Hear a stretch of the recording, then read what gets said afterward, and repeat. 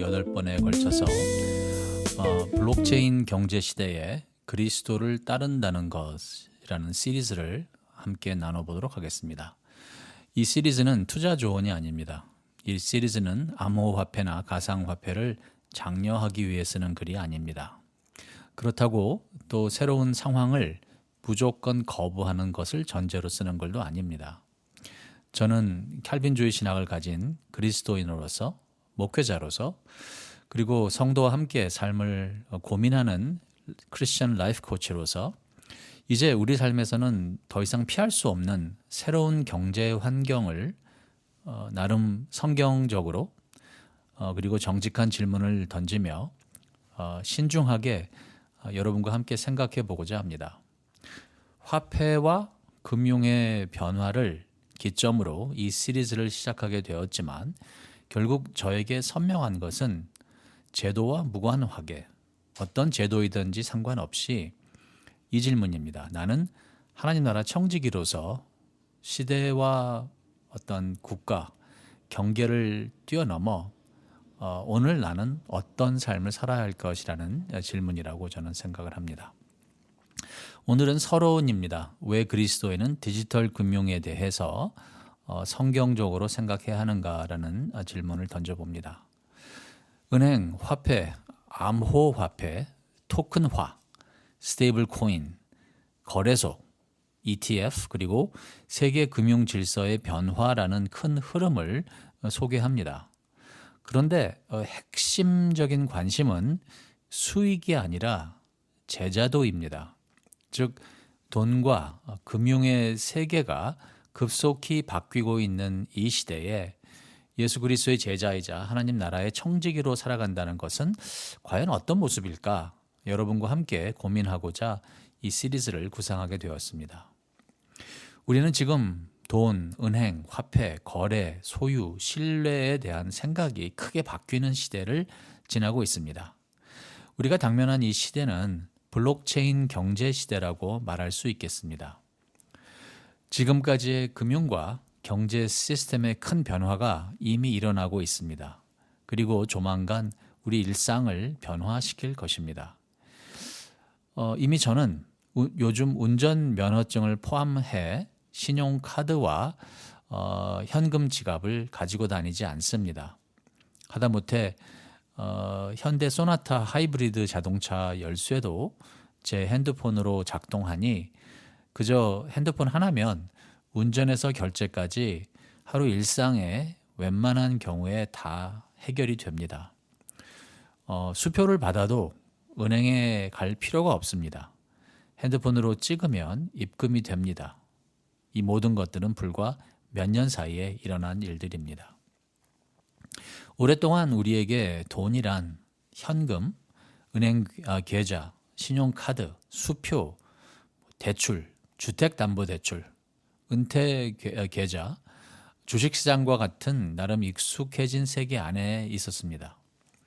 이 모든 시스템을 완벽하게 이해하지는 못했지만 적어도 우리에게는 어느 정도 익숙한 환경입니다. 은행이 돈을 보관하고 정부가 화폐를 발행하고 증권시장에서 투자를 관리하고 카드 회사가 결제를 처리한다 정도는 압니다. 그런데 우리는 이런 제도를 거의 의식하지 못한 채 그저 일상을 살아왔습니다. 그런데 이제 전혀 새로운 단어들이 일상에 들어오고 있습니다. 비트코인, 암호화폐, 블록체인, 이더리움, XRP, 스테이블 코인, 디지털 지갑, 탈중앙화, 그 외 금융 토큰화, 거래소, ETF 이런 말들이 그렇습니다. 어떤 사람들은 이런 것들은 거의 새로운 세상의 문이 열린 것이라 흥분하며 말하고 반대로 어떤 사람들은 이런 것들은 그저 투기다, 사기다, 혹은 금융적 광기다라고 단정하기도 합니다. 그리고 많은 사람들, 그리고 그리스도인들도 그 상황에서 혼란을 느끼게 됩니다. 저도 그중 한 사람이고요. 솔직히 저에게 이 재정이라는 주제는 상당히 어려운 주제입니다. 재정과 요리 이 두 가지는 저에게는 큰 약점입니다. 제가 못하는 것들이 많을 텐데 대표적인 것 두 가지를 꼽으라 하면 재정과 요리일 것입니다. 자, 그렇다면 그런 제가 감히 이런 시리즈에 도전하는 것은 당연히 그 분야의 전문가로서가 아니라 신학적이고 기독교 세계관적 생각을 나누고자 하는 것입니다. 자, 먼저 혼란스러운 것들을 몇 가지 언급하겠습니다. 질문인데요. 블록체인은 무엇이고 비트코인은 도대체 무엇일까요? 돈일까요? 디지털 금일까요? 투자 자산일까요? 아니면 중앙은행 체제에 대한 반항일까요? 이더리움은 또 뭘까요? 이것은 비트코인과 어떻게 다를까요? 사람들은 왜 스마트 계약을 말하기 시작을 했고 그 와중에 XRP는 무엇이며 왜 어떤 사람들은 이제 앞으로 그것이 국제 결제 시스템과 관련이 있다고 말하고 있을까요? 암호화폐 거래소란 무엇일까요? 그리고 디지털 자산을 소유한다라는 것은 무슨 뜻일까요? 그리고 이 모든 질문 속에서 무엇보다 그리스도인은 이런 것들에 관심을 가져도 될까요? 성경을 읽기도 바쁜데 예배드리고 묵상하고 전도하고 봉사하고 교회라고 하는 그 모임을 서포트하기도 힘든데 바쁜데 이런 것에 대해서 관심을 가져도 될까? 자문해 보는 것은 건강하다고 생각합니다. 적어도 저는 이 시리즈를 마칠 때쯤에는 우선 이런 것들에 대한 명확한 이해도를 높이면 좋겠습니다. 다시 말씀드리지만 이 시리즈는 절대로 투자 조언이 아닙니다. 이 시리즈는 암호화폐나 가상화폐를 장려하기 위해 쓰는 글이 아닙니다. 자, 그렇다고 해서 새로운 상황을 무조건 거부하자라는 것을 전제로 쓰는 글도 아닙니다. 도박이 아닌 투자에 대하여 성경적 윤리 도덕적인 부분을 조금 다루겠지만 제가 이 시리즈에서 전반적으로 다루고자 하는 것은 캘빈주의 그리스도인으로서 그리고 목회자로서 그리고 여러분과 함께 삶을 고민하는 크리스천 라이프 코치로서 이 변화하는 극변하는 경제 환경에 대한 질문을 정직하게 하면서 무엇보다도 크리스천 신학과 세계관을 가지고 우리 앞에 쏟아지고 있는 데이터와 정보를 이해하는 작업을 해보려고 합니다. 예수님은 마태복음 10장 16절에 이런 말씀을 하셨다고 기록되어 있습니다. 보라, 내가 너희를 보냄이 양을 이리 가운데로 보냄과 같도다. 그러므로 너희는 뱀같이 지혜롭고 비둘기같이 순결하라. 마태복음 10장은 예수님께서 제자들을 이 세상에 하나님 나라의 일꾼으로 내보내는 그 과정에서 제자들이 이 세상에서 어떤 어려움을 예상해야 하는지에 대한 가르침인데요. 이 말씀은 오늘날 우리에게도 중요한 출발점을 줍니다. 다시 말해서 그리스도인은 단순히 순진하기만 해서는 안 됩니다. 세상이 빠르게 변하고 있는데 단지 낯설다는 이유만으로 눈을 감는 건 안 됩니다. 동시에 당연히 우리는 세속적이거나 탐욕스럽거나 불안에 사로잡히거나 그래서 무모한 행동을 해서도 안 됩니다. 지혜가 순결함을 잃으면 지혜가 아니라 그것은 조작이나 계산이 될 것입니다. 순결함이 지혜가 없으면 어리석음, 순진함, 무지가 될 것입니다. 그리스도께서는 우리를 둘 다 부르십니다. 지혜롭되 순결하고 깨어있되 거룩하며 세상을 이해하되 세상에 속하지 않게 우리를 부르십니다. 그러면 우리는 현재 상황이 무엇을 뜻하는지 제대로 파악하기 위해서 배워야 합니다. 그리고 질문해야 합니다. 새로운 기술과 금융 시스템이 어떤 도구인지, 어떤 가능성을 지니는지, 어떤 위험을 품고 있는지, 그리고 어떤 유혹을 불러일으키는지 분별해야 합니다. 무엇이 실제인지, 무엇이 과장되었는지, 무엇이 유익한지, 무엇이 위험한지를 볼 수 있어야 합니다. 무엇보다 우리는 돈이 단순히 경제적인 문제가 아니라 우리 속에 깊은 영적인 면이 있다는 것을 기억하고 이 시리즈에 임하면 감사하겠습니다. 성경은 사실 부, 청지기 정신, 빚, 위험 정의, 자족, 탐욕, 관대함, 신뢰 등등에 대해서 많이 언급을 하고 있습니다. 재물이라는 것은 우리가 무엇을 정말 사랑하는지 드러냅니다. 우리의 사랑의 대상에게, 우리의 관심의 대상에게 우리의 재물이 흘러가게 돼 있습니다. 투자라는 것은 우리가 무엇을 두려워하는지 드러낼 수 있고요. 새로운 기술은 실제적인 기회를 제공할 수 있지만 동시에 우상을, 아주 오래된 우상을 새로운 형태로 우리 속에서 일깨울 수도 있습니다. 기억하십시다. 인간의 마음은 늘 하나님이 아닌 다른 곳에서 안전과 안식을 찾으려는 유혹을 에덴 동산 이후 쭉 받아왔습니다. 안전과 안식이 땅이든 금이든 은행 계좌든 주식이든 부동산이든 디지털 자산이든 우리가 던져야 하는 영적인 질문은 여전히 같습니다. 그것은 나는 오늘 어디에 나의 신뢰를 두고 있는가? 나는 무엇을 의지하고 살고 있는가? 시편 121편은 이렇게 이야기를 합니다. 내가 산을 향하여 눈을 들리라. 나의 도움이 어디서 올꼬? 나의 도움은 천지를 지으신 여호와에게서로다. 이 시리즈를 통해서 적어도 두 가지를 함께 해보려고 합니다. 첫째, 블록체인 경제와 관련된 기본 용어와 작동 방식을 일반 독자도 이해할 수 있도록 설명해 보려고 합니다.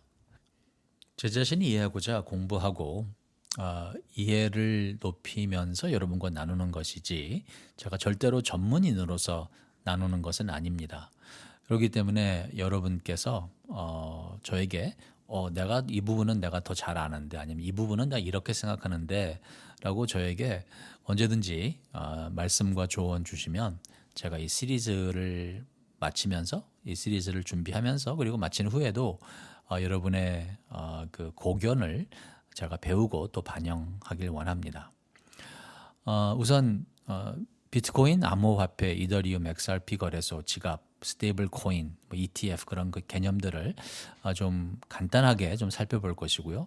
그리고 더 중요한 거는 둘째, 그리스도를 따르는 사람들이 이러한 변화 앞에서 어떻게 생각해야 하는지를 묻고자 합니다. 즉, 그리스도인은 투자라는 것을 해도 될까요? 투자한다면 어떤 태도로 해야 할까? 지혜로운 청지기 정신과 욕심은 어떻게 구별할 수 있을까요? 나만 기회를 놓치는 것 아닌가라는 두려움은 우리가 어떻게 이해하고 다루면 좋을까요? 금융적 불확실성과 투기적 열풍 속에서도 우리는 어떻게 예수 그리스도 안에서의 자족함과 관대함을 지킬 수 있을까요? 우리는 어떻게 이 새롭게 이해하는 지식을 사용하되 그 지식과 돈의 가능성에 지배당하지 않을 수 있을까요? 자, 이 시리즈의 목표는 여러분이 단지 새로운 용어를 더 많이 알게 되는 데 있지 않습니다. 제 바람은 이 글들을 통해 우리가 급변하는 시대 속에서 더 분별력 있는 예수 그리스도의 제자로 살아가는 것입니다. 블록체인과 암호화폐를 이해하는 것보다 더 중요한 것은 이 모든 변화 속에서도 그리스도를 따르는 사람으로서 어떻게 믿음과 지혜와 순결함을 지킬 것인가 하는 그 질문입니다. 불확실한 미래가 성큼 우리 앞에 다가왔지만 우리는 내일을 두려워할 필요가 없습니다. 당연히 지식이나 자산을 숭배할 필요는 없고 해서도 안 됩니다. 나라와 시장과 기술과 역사를 다스리시는 주님은 오늘도 우리에게 하나님 나라를 위하여 어떻게 하면 예수 그리스도 중심적 삶을 살 수 있을지 날마다 기도하라고 가르치시는 분이십니다. 마태복음 6장 33절 말씀을 나눕니다. 그런즉 너희는 먼저 그의 나라와 그의 의를 구하라. 그리하면 이 모든 것을 너희에게 더하시리라. 이 시리즈를 나눔으로 여러분과 함께 배워보려고 합니다. 절대로 다음 큰 기회를 쫓는 투기꾼으로서가 아니라 그리고 변화하는 세상을 두려워해서 숨어있는 종교인도 아니라 예수 그리스도의 제자로서 뱀같이 지혜롭고 비둘기같이 순결하고자 하며 하나님께서 우리에게 맡기신 모든 것에 하나님 나라의 신실한 청지기로 살아가기 위해서입니다. 기도로 마치기를 원합니다. 천지와 만물의 창조주 하나님 아버지, 급변하는 세상의 물결 속에서 저희의 눈을 들어 만물을 지으신 주님을 바라봅니다. 새로운 기술과 경제의 변화가 당혹스럽기도 하고 때로는 유혹으로 다가오기도 하지만 저희가 이 세상의 풍조에 휩쓸리지 않고 오직 주 예수 그리스도의 나라와 의를 먼저 구하는 청지기가 되게 하시길 간구합니다. 이 여정 가운데 우리에게 뱀 같은 지혜를 허락하시며 그래서 시대를 분별하게 하시고 비둘기 같은 순결함을 또 주셔서 어떤 상황에서도 주님만을 신뢰하는 주님께 영광 돌리는 저희가 되게 간구합니다. 이 모든 말씀 우리의 참된 도움이 되시는 그리고 우리의 안식 되시는 우리 주 예수 그리스도 이름으로 간절히 기도합니다.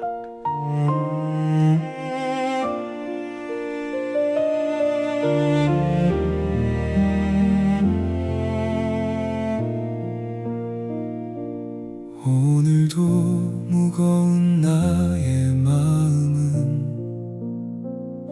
내일의 염려 속에 갇혀 있다네.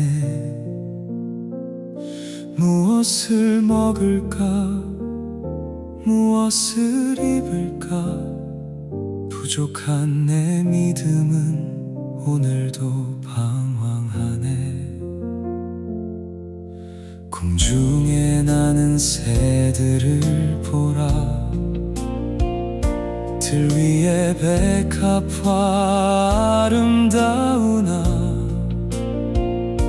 우리는 창조주 하나님의 형상, 그분의 아름다움을 이미 입었다네.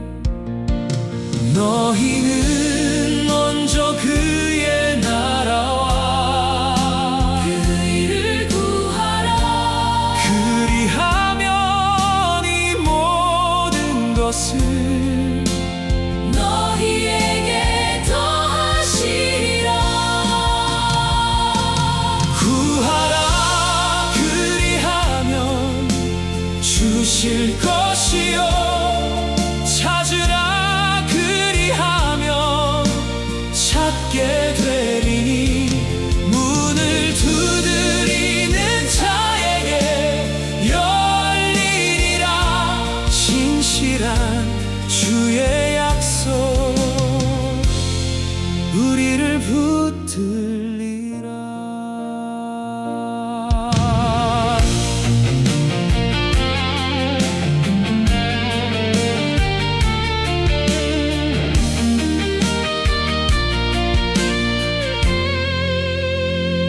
사람이 떡으로만 살 것 아니요, 오직 여호와의 입에서 나오는 그 말씀으로 나 살리라. 그 말씀으로 나 살리라. 너희는 먼저 그의 나라와 그 일을 구하라. 그리하면 이 모든 것을 너희에게 더하시리라. 구하라. 그리하면 주실 것이요. 찾으라.